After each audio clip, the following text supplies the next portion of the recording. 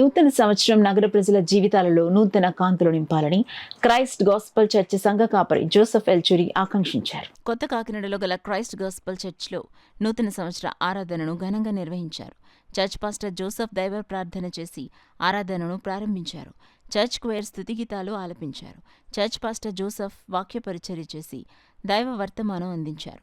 అనంతరం నూతన సంవత్సర శుభాకాంక్షలు తెలియచేసి కేక్ కట్ చేశారు. కార్యక్రమంలో పెద్ద సంఖ్యలో సంఘస్థులు, విశ్వాసులు, మహిళలు పాల్గొన్నారు. అనంతరం చర్చ్ సభ్యులకు ఆత్మీయ విందును అందించారు. నూతన సంవత్సర శుభాకాంక్షలు తెలియజేస్తున్నాము. క్రైస్ట్ గాస్పల్ చర్చెస్ తరఫున 2025 సంవత్సరము దేవుడు మనందరం కూడా నూతన సంవత్సరంలో ప్రవేశపెట్టి ఉన్నాడు.